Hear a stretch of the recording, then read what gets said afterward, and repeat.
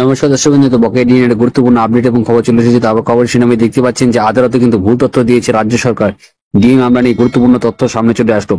বাংলাহাট supreme কোর্টে রাজ্য সরকারি কর্মীদের বকেয়া ডিএ মামলা নিয়ে কিন্তু ভাতা অর্থাৎ ডিএ মামলা পরবর্তী শুনানি রয়েছে 4 আগস্ট এবং বর্তমানে সেই দিনে অপেক্ষা করছেন সরকারি কর্মীরা। এরই মধ্যে কিন্তু বড় আপডেট চলে আসলো, সেটা হলো সূত্রের খবর যে সংগ্রামী যৌথ মঞ্চের সঙ্গে দেশের এক প্রখ্যাত আইনজীবী গুরুত্বপূর্ণ বৈঠক চলছে এবং বৈঠকে ডিএ মামলার পরবর্তী কৌশল নির্ধারণ করা হবে বলে সূত্রের খবর। ডিএ ইস্যুতে নবান্ন অভিযানে ডিআরএস অ্যালায়েন্স সুপ্রিম কোর্টে কিন্তু পরবর্তীকে 25% ডিএ মিটিয়ে দেওয়ার নির্দেশ দেওয়া হয়েছিল, তা কিন্তু অমান্য করেছে রাজ্য সরকার। এই আবহে কোমর বেঁধে নামছে রাজ্য সরকারি কর্মচারীরা।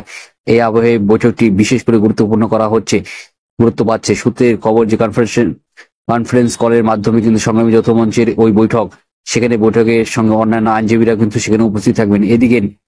এদিকে এদিন ডিএ মামলা নিয়ে কিন্তু নিজের পায়ের তলায় জমি শক্ত করতে চাইছেন সরকারি কর্মীরা। অন্যদিকে ডিএ সহ একাধিক দাবি জানিয়েছেন সংগ্রামী যৌথ মঞ্চের। ডাকা নবান্ন অভিযান নিয়ে উত্তেজনা চরমে রয়েছে। এই নিয়ে কিন্তু হাইকোর্টের মামলা রয়েছে।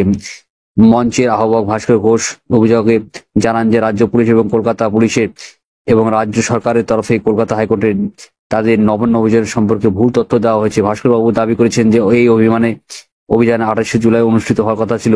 উল্লেখ্য, মঙ্গলবার ব্যবসায়ী সমিতি হাইকোর্টের দ্বারস্থ হয়েছিল এবং ভাস্কর বাবুর দাবি সংগ্রামী যৌথ মঞ্চে কোনো প্রতিনিধি উপস্থিত ছিলেন না সেই মামলার শুনানিতে। তাদের কোনো নোটিশই দেওয়া হয়নি।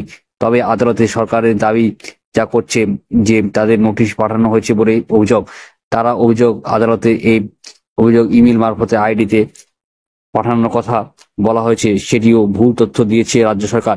যৌথ মঞ্চের সদস্যদের ধারণা পুলিশ এবং সরকার ভুল তথ্য দিয়ে নিজেকে পকেট দাবির থেকে ডাক দেওয়ার শান্তিপূর্ণ আটকানোর চেষ্টা করছে এবং আদালতের রাজ্যে ভুল তথ্য উপস্থাপনা করেছে।